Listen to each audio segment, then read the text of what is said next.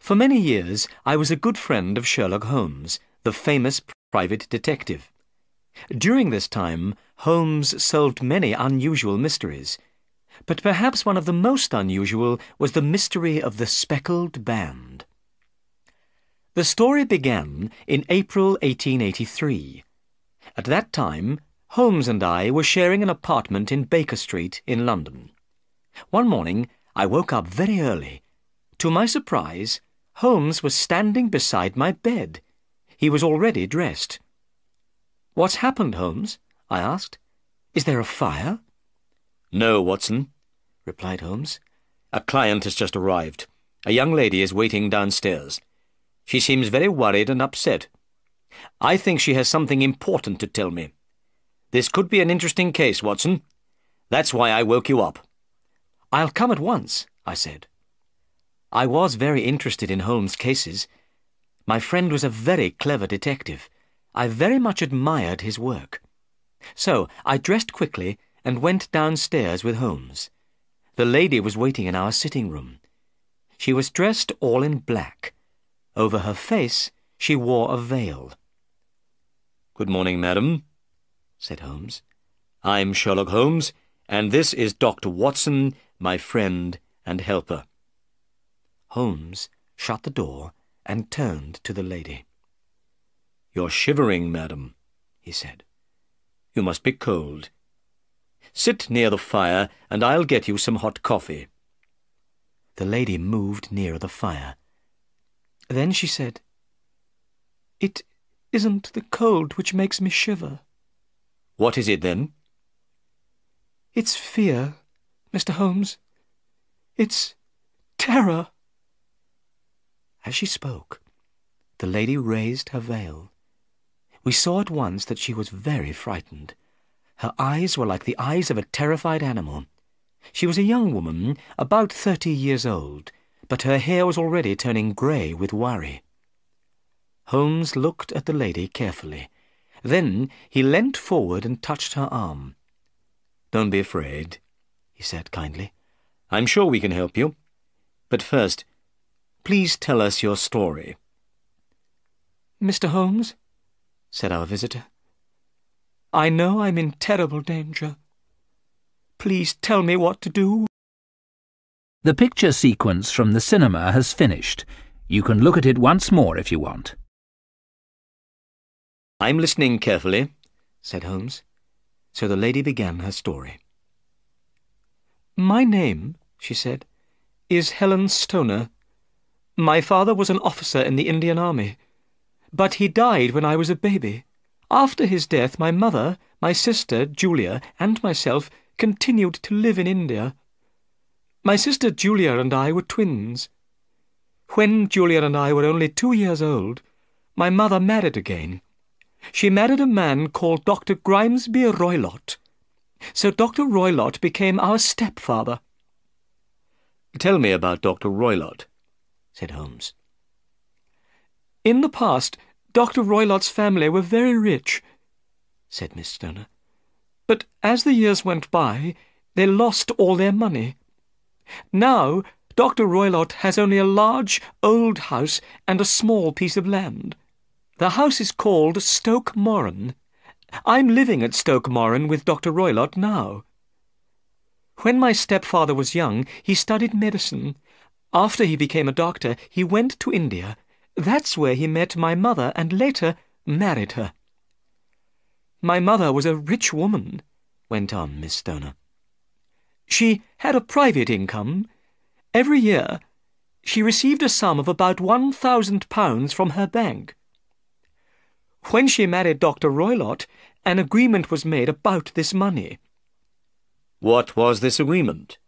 asked Holmes. "If my mother died," replied Miss Stoner, "Dr. Roylott would inherit her income.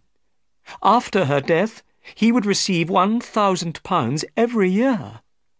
But if my sister or I married, some of the £1,000 would go to us instead. We would receive part of the money." "I see," said Holmes. "After some years, we returned to England from India," continued Miss Stoner. But soon after we got back, my mother was killed in an accident. At first, all our neighbours at Stoke Moran were friendly with my stepfather. They were very happy that someone from the Roylott family was living at Stoke Moran again. But my stepfather didn't want to make friends with anyone. Whenever he went out, he quarrelled with somebody. He is a very bad-tempered man and gets angry quickly.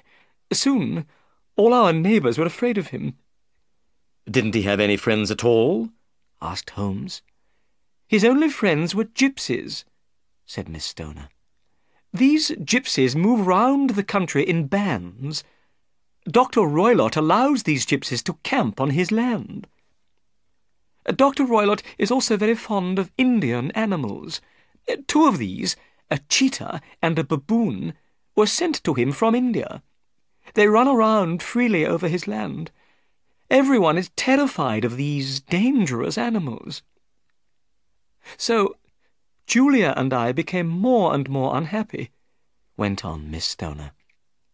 No servants wanted to live at Stoke Moran, so we had to do all the work. When Julia died— Your sister is dead, then? Asked Holmes. At once he became very interested. Yes, said Miss Stoner. She was to be married. The date had been fixed for the wedding. But 2 weeks before her wedding day, Julia died. The picture sequence from the cinema has finished. You can look at it once more if you want. Holmes leant forward excitedly. Tell me exactly what happened, he said. On the night of Julia's death, said Miss Stoner, my stepfather went to his room early. Julia and I were sitting together in my bedroom. We talked until about 11 o'clock. Then Julia went to bed. All the bedrooms at Stoke Moran are in the same part of the house. They're all next to each other on the ground floor. The door of each bedroom opens into the same corridor. The windows look out onto the garden, but there are no doors or windows from one bedroom to the next. I understand, said Holmes. As Julia was leaving my room that evening, she asked a strange question. "Tell me, Helen," she said, "have you ever heard anyone whistle in the middle of the night?" "No," I said in surprise. "Why?" "Because during the past few nights," replied Julia, "I have heard a strange whistle. It's very low and clear, but I don't know where it comes from." "Remember," I said, "some gypsies are camping near the house. Perhaps it was one of them whistling at night." "You're probably right," Julia replied. "Anyway, it doesn't matter. Good night." She smiled at me and closed my door. Did you and Julia always lock your doors at night? Asked Holmes. "Yes," replied Miss Stoner. "We were afraid of the cheetah and the baboon. They're dangerous animals. We didn't feel safe unless our doors and windows were locked." "Of course," said Holmes. "Please, go on." "That night there was a terrible storm," continued Miss Stoner. "The wind was howling and the rain was beating on the window. I couldn't sleep. Suddenly I heard a dreadful scream. I knew it was Julia. I jumped out of bed and ran into the corridor. As I opened my door, I thought I heard a noise. It was a low, clear whistle. Then I heard another sound. The second sound was like metal clanging against metal. I saw that my sister's door was open. I stared at it in horror. Suddenly, Julia appeared. She was standing in the doorway. Her face was white with terror. Her eyes were staring wildly. She was swaying from side to side like a drunk person. Then she fell on the floor. Her body moved like someone in terrible pain. Suddenly, she screamed these words, "Oh, my God, Helen, it was the band, the speckled band." Then she fainted. At that moment, my stepfather came out of his room.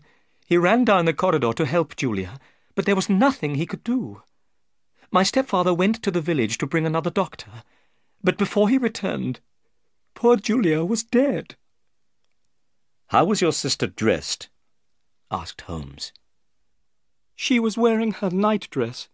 In one hand, she was holding a box of matches, and in the other, a burnt match. So she had lit a match to see around her, said Holmes.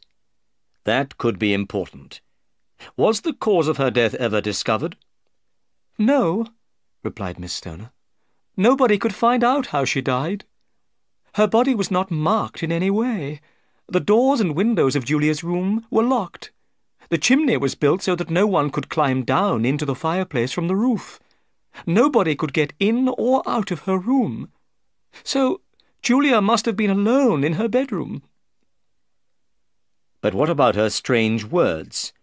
The speckled band, asked Holmes. What do you think she meant? I don't know, said Miss Stoner. But perhaps she meant a band of people. Gypsies were camping near the house. Many of these gypsies wear handkerchiefs on their heads. These handkerchiefs have a design of spots or speckles, so perhaps Julia was trying to describe the band of gypsies. Holmes looked doubtful. Please, go on, he said. Julia died 2 years ago, said Miss Stoner. Since her death, I've been very lonely. But recently, a dear friend of mine asked me to marry him. We're getting married very soon. But 2 days ago, some builders arrived at Stoke Moran. The builders started to knock a hole through my bedroom wall. So I had to move out of my room and into Julia's room. I've been sleeping in her bed. Miss Stoner stopped for a few moments. Then she said, Mr. Holmes, last night I heard a terrible sound. What was that? I asked. It was a whistle, Dr. Watson. A low, clear whistle. The same sound Julia heard for several nights before she died. The picture sequence from the cinema has finished. You can look at it once more if you want. Holmes and I looked at each other in astonishment. What did you do? Asked Holmes. I jumped out of bed and looked around me, replied Miss Stoner. But it was dark and I couldn't see anything. At daylight, I went to the station and caught a train to London. I knew I had to see you, Mr. Holmes. You are the only man who can help me. But I can only help you if you tell me everything, said Holmes. You have not told me everything, Miss Stoner. What do you mean? Asked Miss Stoner in surprise. Holmes did not answer. He took hold of Miss Stoner's arm and pushed back her sleeve. I saw 5 red marks on her arm. They were the marks of 4 fingers and a thumb. Somebody had held Miss Stoner's arm tightly. Your stepfather has hurt you badly, said Holmes.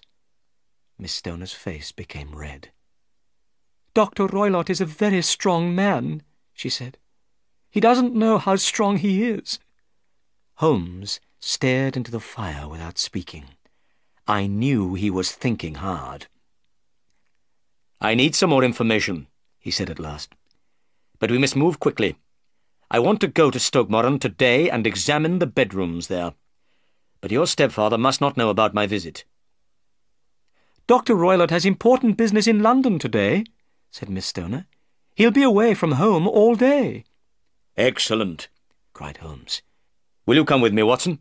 Of course, I replied. Then, Miss Stoner, we'll arrive at Stoke Moran early this afternoon. I must go now, said Miss Stoner. But I feel much happier, now that I've told you about my troubles. Goodbye. She pulled her veil over her face and left the room. Holmes leant back in his chair. Well, Watson, he said, this matter is very strange. I don't understand it, I said. Helen Stoner's sister, Julia, was alone in her bedroom. Nobody could get in or out. So how did she die? And what about the whistle in the night? Said Holmes. And the dying woman's words about the speckled band? I don't know, I said. Perhaps the band of gypsies— Suddenly, the door of our room was thrown open and a man appeared. He was so large that his body almost filled the doorway. His face was red and his eyes were cruel. The man stared at Holmes. Then he looked at me. "Which of you is Holmes?" he asked rudely.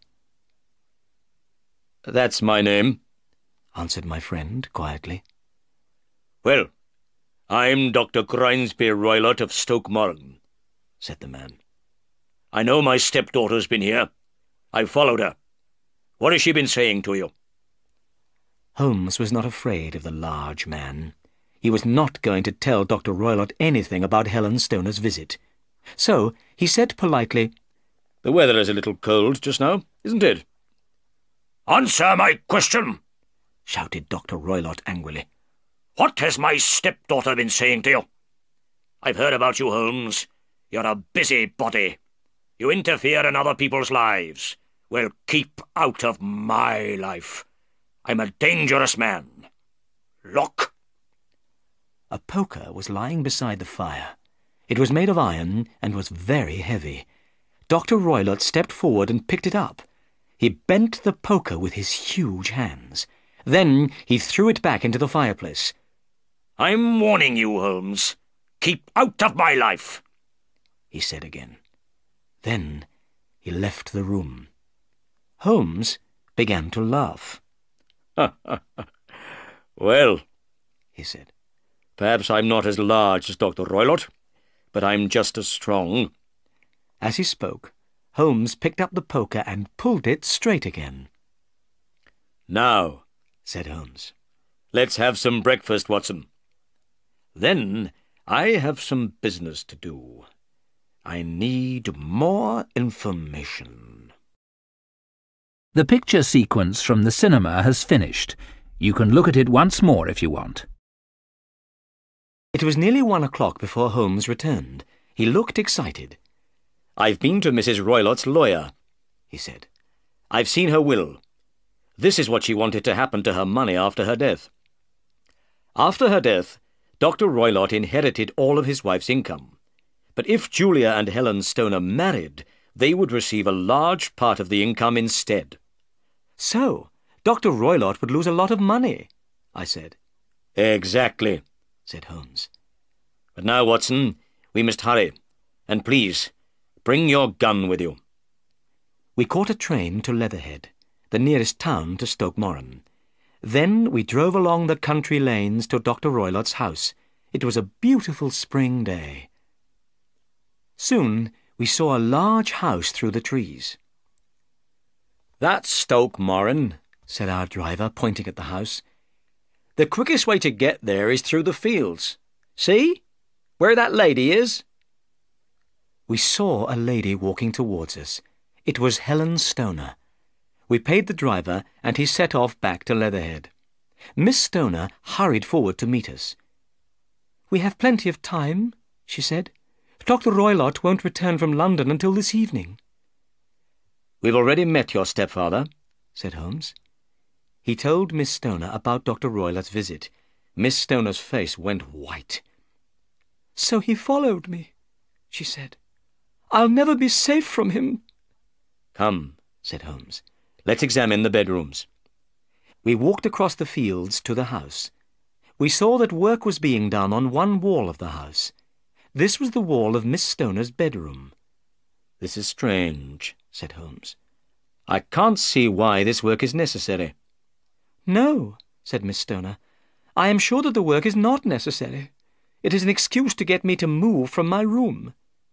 "Well," said Holmes, "I want to examine the room you're sleeping in now, your sister Julia's room."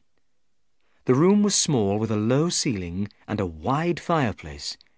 There was some old furniture in the room, a bed, a table, and 2 chairs. Holmes examined everything carefully. Suddenly he pointed to a long rope which hung down by the bed. The end of this rope touched the pillow. The rope looked like a bell rope for calling a servant. If the person in bed wanted something, they could pull the rope. The rope would be attached to a bell in another part of the house. The bell would ring, and a servant would come. "That bell rope looks very new," Holmes remarked. "Yes," replied Miss Stoner. "It was put in only 2 years ago." Holmes pulled the bell rope. We waited. But nothing happened. We could not hear a bell ringing anywhere in the house. "Look," said Holmes suddenly. "This isn't a real bell rope. It doesn't go anywhere. It's attached to a hook on the ceiling." We all stared up at the ceiling. Holmes was right. Then I noticed something else. Near the top of the bell rope was a tiny opening in the wall. It looked like a small ventilator. Holmes saw the ventilator too. "That's strange," he said. "Air usually comes into a room from outside through a ventilator, but this ventilator connects 2 rooms inside. I wonder why." "I don't know," said Miss Stoner. "But the bell rope and the ventilator were put in at the same time." "That's very interesting," said Holmes. "A bell rope which doesn't ring a bell, and a ventilator which doesn't ventilate. They are both false. And now, Miss Stoner, I'd like to examine your stepfather's room." We went into Dr. Roylott's room next door. There were a few pieces of furniture in the room, and some books. In the middle of the floor stood a large iron safe. The safe was locked. Holmes knocked on the walls of the safe. "What's in here?" he asked. "My stepfather's business papers," replied Miss Stoner. "There isn't a cat inside." "A cat?" said Miss Stoner in surprise. "No. What a strange idea." "Well, look," said Holmes. He pointed to a small saucer of milk on top of the safe. "We don't have a cat," said Miss Stoner. "But there is the cheetah. A cheetah is just a big cat." "Yes, of course," said Holmes. "But here's something else." A short stick was lying on top of the bed. A thin rope was attached to this stick. One end of the rope had been tied into a noose. I looked at the noose. I wondered what it was for. "Well," said Holmes, "I think I've seen enough." we walked out into the garden. Holmes looked very serious. "Miss Stoner," he said at last, "Dr. Watson and I must wait in your room tonight." Miss Stoner and I looked at each other in astonishment. "Yes," said Holmes. "Your life is in great danger." The picture sequence from the cinema has finished. You can look at it once more if you want. "This is my plan, Miss Stoner," said Holmes. "Listen carefully. When Dr. Roylott returns, go into Julia's room, but don't go to bed. Wait until you hear Dr. Roylott go to bed. Then put a lamp in the window. Then go to your own room. You must stay there all night. Dr. Watson and I will be watching the house. The lamp in the window will be a signal for us. When we see the lamp, we'll come." "But where will you be?" asked Miss Stoner. Holmes pointed to a building through the trees. "Is that the village inn?" he asked. "Yes," said Miss Stoner. "Then Dr. Watson and I will wait at the village inn," said Holmes. "We can watch your bedroom window from there. Goodbye, Miss Stoner, and don't be afraid." Holmes and I went to the inn. We paid for a room on the first floor. From our room we could see Stoke Moran. As it was getting dark, a horse and carriage came along the road. I saw Dr. Roylott sitting in the carriage. The carriage went through the big iron gates at Stoke Moran. Then it drove on up to the house. "Watson," said Holmes, "we may be in great danger tonight." "Why do you think we may be in great danger?" I asked. "What did you see in those rooms?" "You remember the bell rope and the ventilator?" "Yes," I said, "but I don't understand why they are important." "Both the bell rope and the ventilator were put into the room 2 years ago," said Holmes. "But they are false. They don't work. And something else happened 2 years ago. Julia Stoner died." "Yes," I said, "but I still don't see—" "Did you notice anything unusual about the bed, Watson?" asked Holmes. "No." "The bed was fixed to the floor. It cannot be moved. It must always stay in the same position, next to the bell rope and under the ventilator. Holmes, I cried. I'm beginning to understand. The person in the bed cannot escape some terrible danger. Dr. Roylott is a very clever man, said Holmes. We're just in time to prevent a horrible crime. The picture sequence from the cinema has finished. You can look at it once more if you want.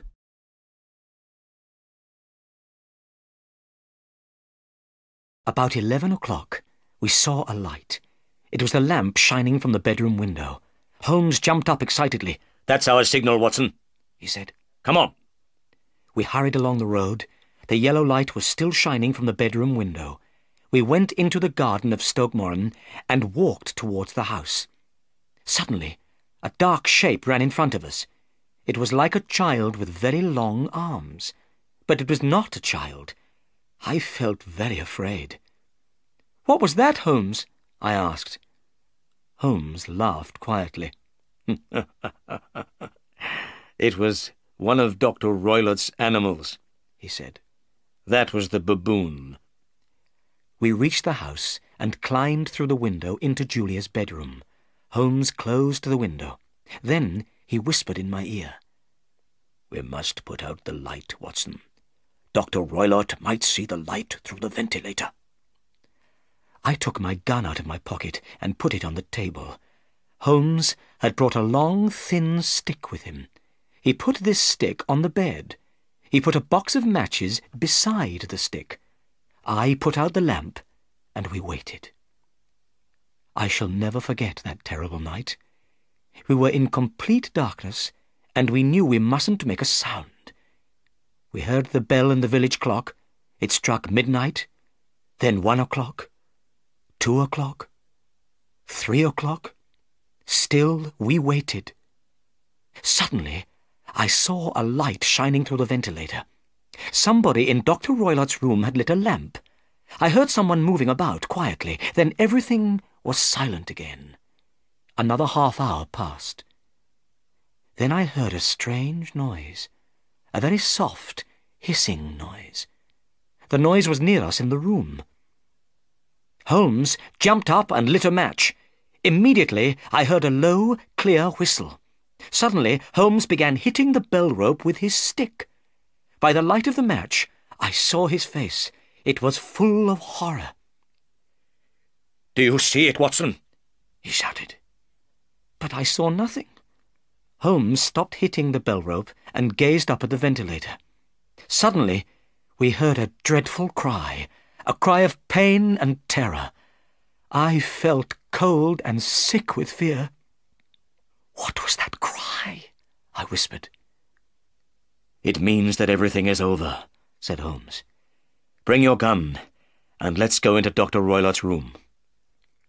Holmes lit the lamp. Then I followed him down the corridor to Dr. Roylott's room. We knocked twice on the door, but there was no reply. We pushed the door open and entered the room. A terrible sight met our eyes. Dr. Roylott was sitting beside his safe. The door of the safe was open. The short stick with the noose lay across Dr. Roylott's knees. Dr. Roylott was dead. His eyes were staring upwards in terror. There was something strange round his head. It was bright yellow with brown speckles. "The band," whispered Holmes. "The speckled band." I stepped forward. Immediately the strange band began to move. "It's a snake!" I cried in horror. Quickly Holmes grabbed the stick with the noose on the end. He caught the snake's head in the noose. Then he threw the snake into the iron safe and closed the door. The metal door clanged shut. The picture sequence from the cinema has finished. You can look at it once more if you want. Next morning, we took Helen Stoner away from Stoke Moran. The poor girl was very upset by what had happened. We took her to an aunt's house in London. She would stay there until her wedding. We also told the police about Dr. Roylott's death. Then we returned to our apartment in Baker Street. "Tell me something, Holmes," I said. "How did you know the speckled band was a snake?" "Well," said Holmes. "when I examined Julia Stoner's bedroom, I saw the bell rope and the ventilator. I saw they were both false. Then I noticed the bed was fixed to the floor. And I realized that something could pass through the ventilator, it could travel down the bell rope and land on the bed. Immediately, I thought of a snake. Dr. Roylott had other strange animals from India. It would be easy for him to have a snake as well. So, he kept it in his safe and fed it with milk. And every night he put the snake through the ventilator. It went into his stepdaughter's room and came down the rope. He knew that one night it would bite the girl in the bed." "How did he make the snake come back to him?" I asked. "Dr. Roylott's signal to the snake was a whistle," replied Holmes. "When the snake heard the whistle, it returned to its master. Julia and Helen Stoner also heard this whistle." "On the night her sister died," I said, "Helen Stoner heard the sound of metal clanging against metal." "That was the safe door clanging shut," said Holmes. "So, when you heard the hissing noise in the room last night," I said, "you knew it was the snake?" "Yes. So I hit it with my stick, and it went back through the ventilator. But the blows from my stick also made it angry. That's why it bit Dr. Roylott." "Dr. Roylott wanted his stepdaughter's money," I said. "He killed Julia Stoner, and he tried to kill her sister Helen too. But his plans went wrong. The snake finally killed its master." "Exactly," said Holmes. "And I don't feel very sorry for him."